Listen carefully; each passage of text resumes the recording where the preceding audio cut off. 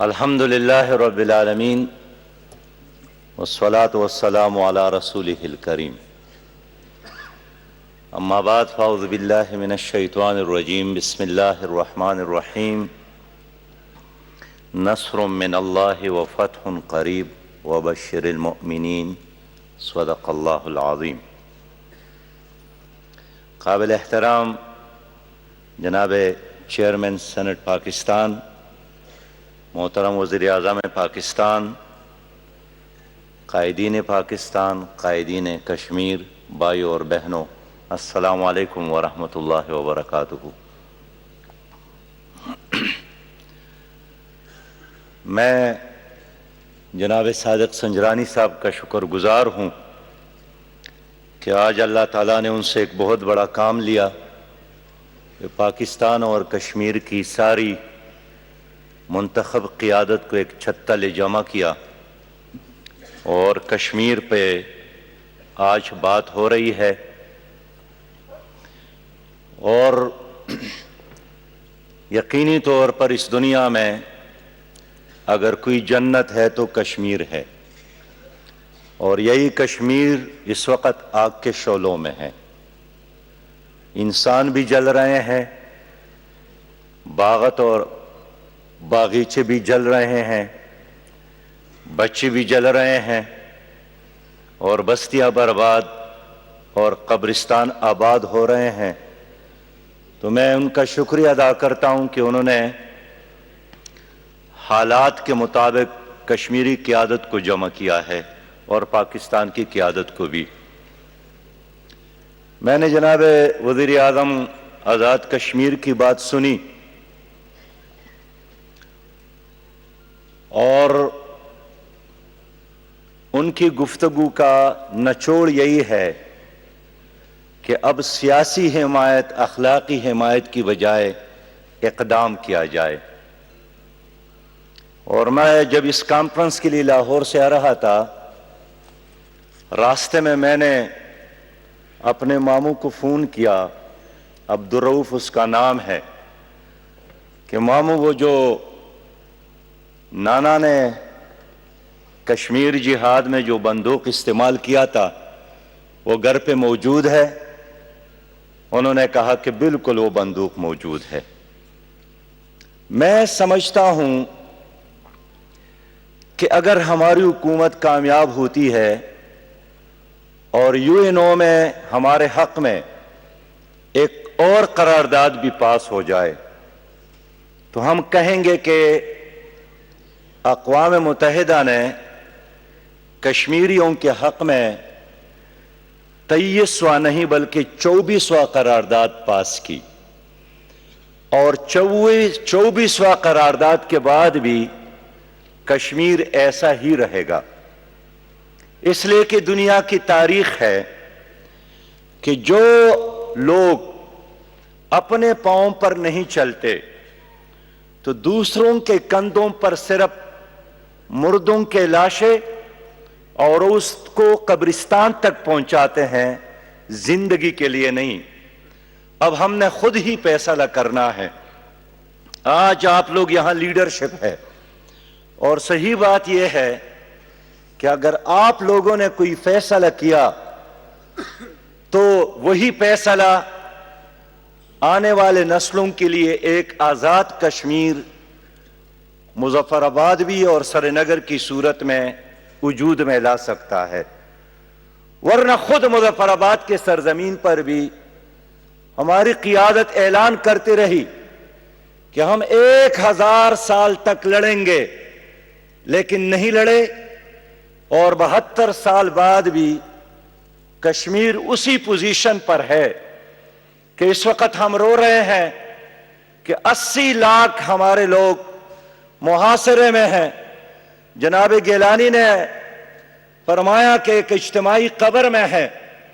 میں اس لیے آگاہ کرنا چاہتا ہوں، آپ لیڈرشپ ہے اور آپ کا عزم ہمارے ایک روشن مستقبل بن سکتا ہے۔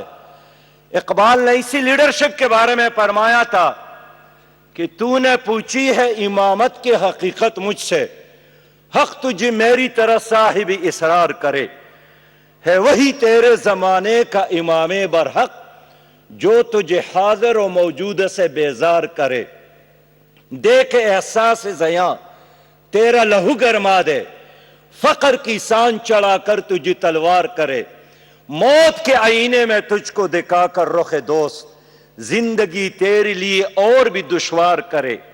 فتنہ ملت بیضا ہے امامت اس کی جو مسلمان کو سلاطین کا پرستار کرے. اس لیے لیڈرشپ کا یہ کام نہیں ہے کہ وہ اپنی قوم کو ڈرائیں. لیڈرشپ کا یہی کام ہے کہ خراب حالت میں بھی اپنی قوم کو حوصلہ دے.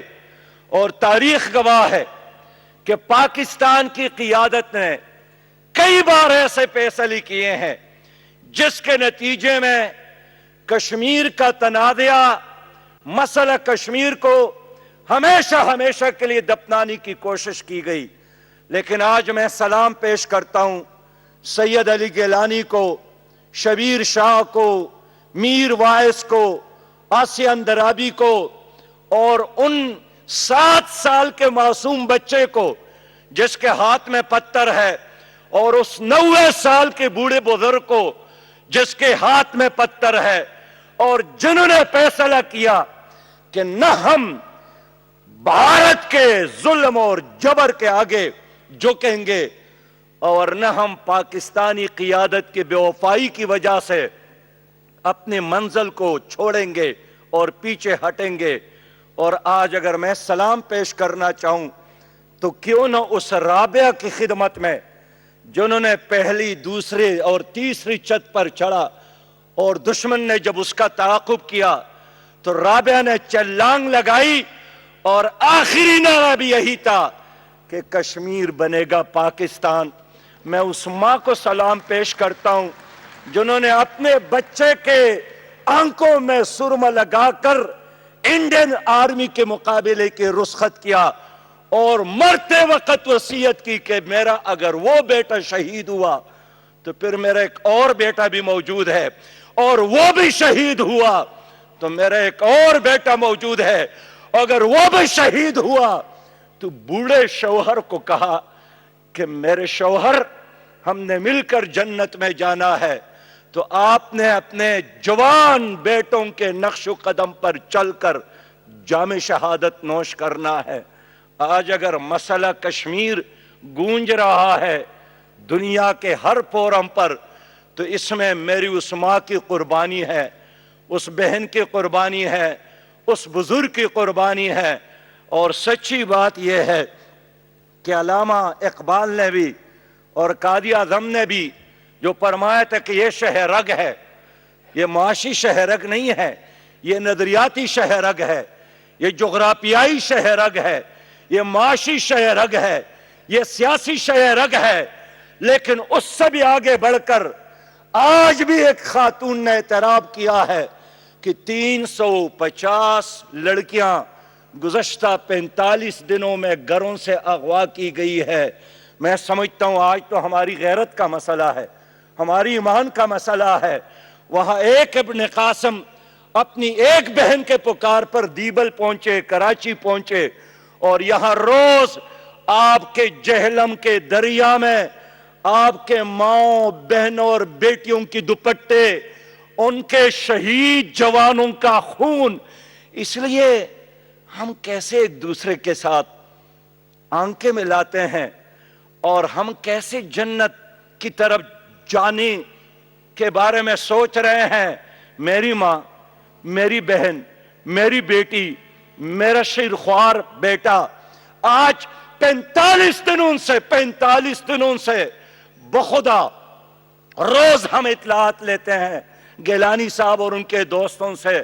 ماں کے سینے میں جب دودھ خشک ہو جائے, ختم ہو جائے, اور ایک انڈین آرمی نے بسکٹ کا ڈبا اس ماں کے ہاتھ میں تمانے کی کوشش کی, اس نے یہی پیغام دیا کہ مجھے عزت کی موت قبول ہے لیکن انڈیا کے ساتھ غلامی کی زندگی مجھے قبول نہیں ہے. میں ان ماؤں بہنوں اور بیٹیوں کے سامنے آج شرمندہ کھڑا ہوں کہ اس پر ایک قیامت برپا ہے.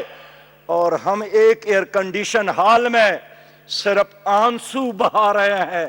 اس لیے میں اسی پر اکتفا کروں گا کہ ہمارے ساتھ اب ٹائم کم ہے، شاید حالات ہمیں اور وقت نہ دے، ہمیں ایک فیصلہ کرنا چاہیے۔ میں مانتا ہوں جناب وزیر خارجہ نے، جناب وزیر اعظم صاحب نے دنیا کے ہر فورم پر بات کی، لیکن یہ دنیا بڑی ظالم ہے، یہ کمزور کا ساتھ نہیں دیتی، یہ کمزور کی آواز نہیں سنتی، یہ کمزور کے اوپر ہونے والے ظلم کو نہیں دیکھتی۔ ہم نے بڑھنا ہے، اللہ پر اعتماد کر کے خود ہی بڑھنا ہے۔ میں آپ کو یقین دلاتا ہوں، کل بھی باجوڑ سے، موہمن سے، خیبر ایجنسی سے، درادم خیل سے، وزیرستان سے، کرم ایجنسی سے ہزاروں قبائل مظفر آباد پہنچے تھے اور یہی ڈیمانڈ کر رہے تھے کہ آپ کم از کم ہمیں اجازت دے دے، ان 8 لاکھ انڈین آرمی کا مقابلہ ہم ہی کر سکتے ہیں۔ وہ لوگ آپ کے پشت پر کھڑے ہیں۔ میرے بھائیوں اور دوستو، اس لیے میں آپ سے مشورہ کرنا چاہتا ہوں، ہمارا بھی ایک درینہ تعلق ہے، اس لیے کہ اس ضلع سے تعلق رکھتا ہوں جس کے 2300 شہداء اس وقت موجود ہے، اور جناب فاروق صاحب جانتے ہیں جو آزاد کشمیر ہے اس میں جگہ جگہ ان لوگوں کے قبر بھی موجود ہے۔ مجھ پر اور آپ کا فرض ہے کہ انہی راستوں پر چل کر آزادی کی اس شمع کو روشن کرے۔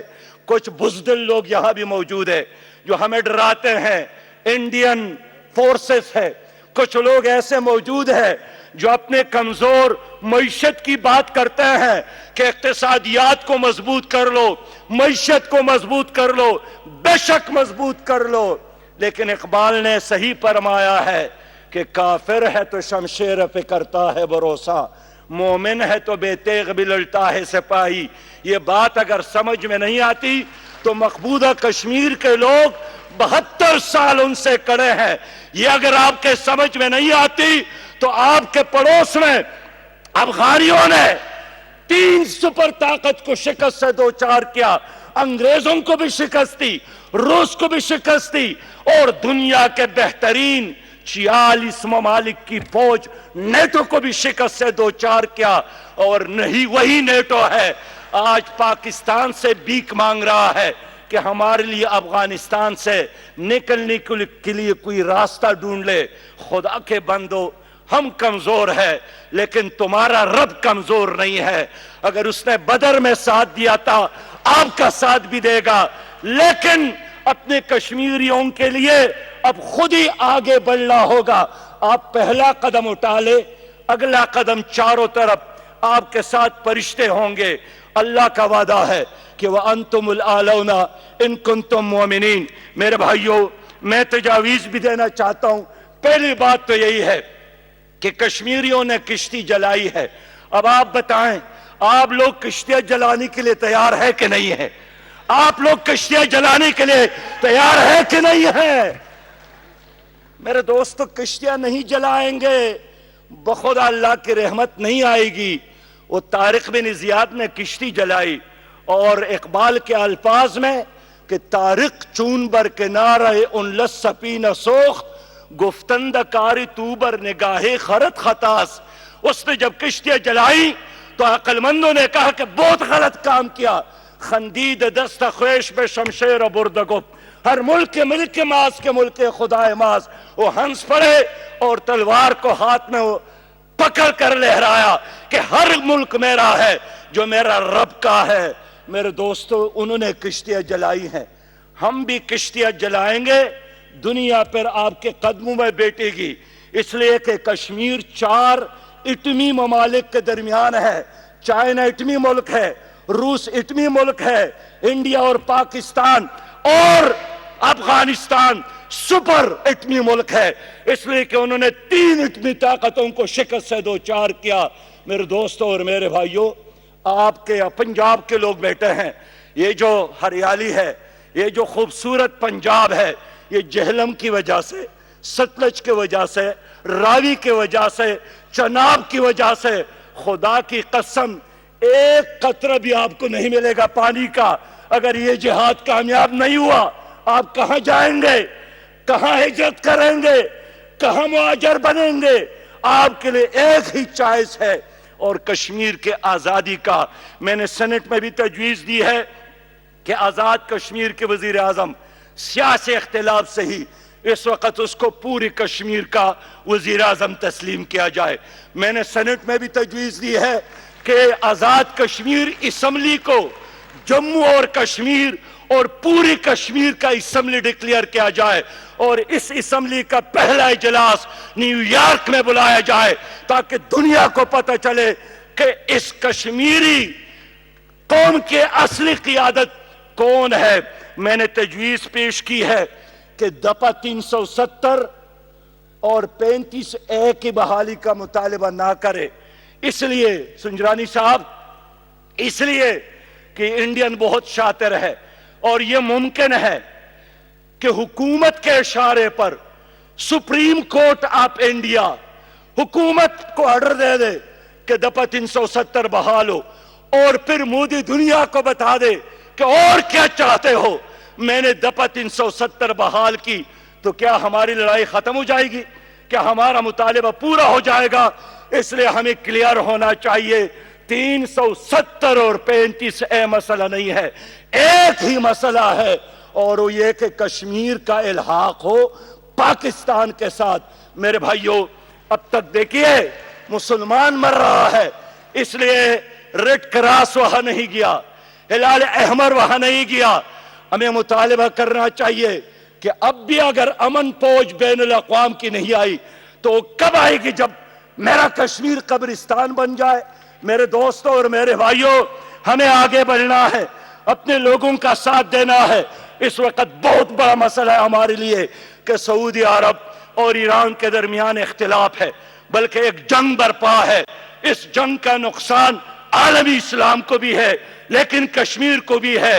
میں اپیل کرتا ہوں حکومت پاکستان سے کہ اس جنگ کو ٹھنڈا کرنے، اس کو نارمل کرنے حالات کو، اور اس شب کلش کو ختم کرنے میں کلیدی کردار ترکی کو ادا کرنا چاہیے، پاکستان کو ادا کرنا چاہیے، ملیشیا کو ادا کرنا چاہیے.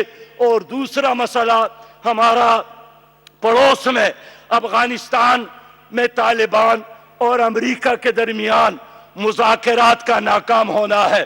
میں سمجھتا ہوں کہ یہ بھی پاکستان کے لیے کوئی اچھا شگون نہیں ہے. ہمیں کوشش کرنا چاہیے کہ یہ مذاکرات دوبارہ بحال ہو تا امریکہ اس ریجن سے نکل جائے اور ایک افغانستان، آزاد افغانستان وجود میں آئے. اس لیے کہ ایک آزاد اور پرامن افغانستان ہماری ضرورت ہے. میرے بھائیوں، جناب وزیر اعظم صاحب نے مظفر آباد میں جلسہ کیا اور میری خواہش تھی یہاں فردوس صاحبہ تشریف فرمائیں. میں نے مشورہ بھی دیا کہ جناب وزیر اعظم صاحب، یہی وہ موقع ہے کہ مظفر آباد کی سرزمین پر آپ پاکستان کی ساری قیادت کو جمع کریں. اختلافات ہم اسلام آباد میں چھوڑیں گے اور اتحاد، یکجہتی اور کشمیریوں کے ساتھ کھڑے ہونے کا پیغام ہم مظفر آباد میں لے جائیں گے. میں نے تجویز پیش کی کہ وقت ہے آپ مسلم لیگ کی قیادت کو، آپ پیپل پارٹی کی قیادت کو، آپ جماعت اسلامی کی قیادت کو، آپ JUI کی قیادت کو، آپ ANP کی قیادت کو، آپ MKM کے تمام سیاسی جماعتوں کے لیڈرز کو مظفر آباد میں بلا لے. بے شک تقریر نہ ہو، ہم اگر وہاں کھڑے ہو کر ہاتھوں میں ہاتھ ڈال کر دشمن کو یہ پیغام دے رہے کہ تمہارے مقابلے کے لیے ہم ایک ہے، یہ اس کے لیے موت کا پیغام تھا. لیکن افسوس ہے